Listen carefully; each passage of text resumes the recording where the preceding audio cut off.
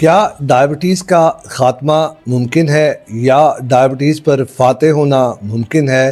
کیا ہم واقعی فاتح ڈائبٹیز بن سکتے ہیں؟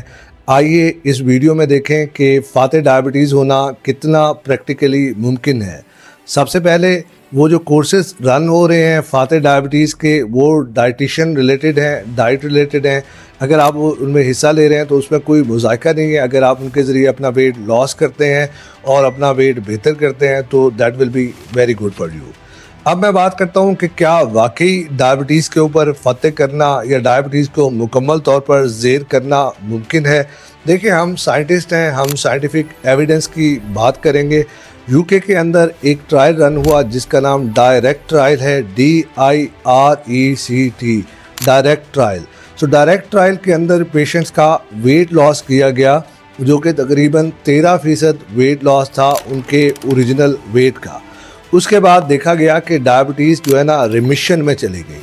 ریمیشن لفظ ہم تب بولتے ہیں جب آپ کی ڈائبٹیز کا لیول نارمل لوگوں جیسا ہو، مطلب فاسٹنگ 120 سے نیچے چلی جائے، کھانے کے 2 گھنٹے بعد والی 180 سے نیچے چلی جائے، اور آپ کا HbA1c 6.5 سے نیچے چلا جائے، اور یہ نہ صرف نیچے جائے بلکہ آپ اس وقت میڈیسن کے اوپر نہ ہو، دوائی آپ نہ کھا رہے ہو۔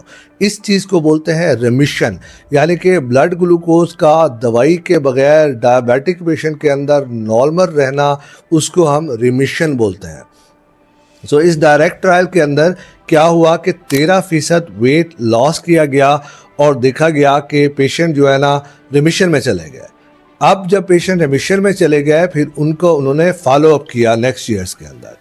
جو 100% پیشنٹ ریمیشن میں گئے تھے 1 سال کے اوپر، ان میں سے صرف 46% لوگ ایسے بچے جو ریمیشن میں تھے اور دوائی کے بغیر ان کا شوگر کنٹرول تھا۔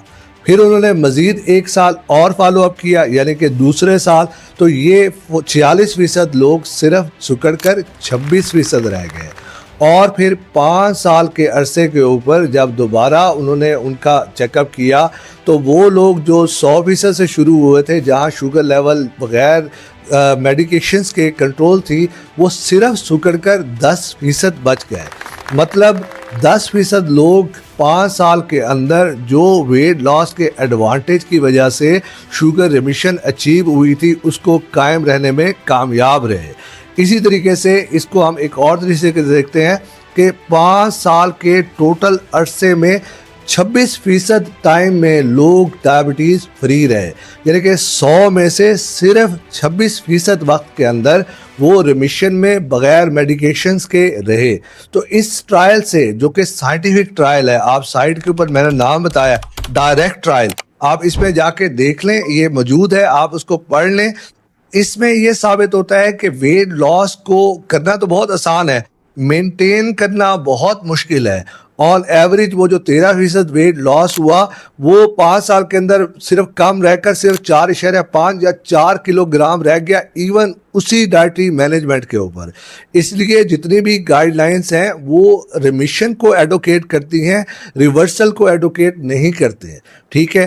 تو اگر آپ کو ڈائبٹیز ہے اور آپ اس طرح کے کورسز کر رہے ہیں ڈائٹ کے، بہترین ہے، آپ یہ ضرور کریں، کیونکہ اس سے آپ کی جو نا ڈائٹ سے ریزسٹنس کم ہوگی۔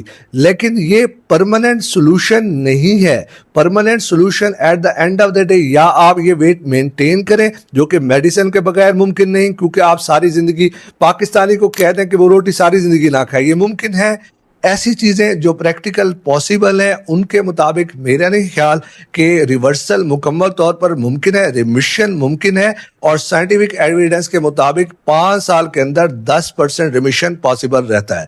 میرا نام ہے ڈاکٹر عامر بشیر، اور میری اس طرح کی ویڈیو اگر آپ کو پسند آتی ہے تو اس کو لائک کریں اور شیئر کریں۔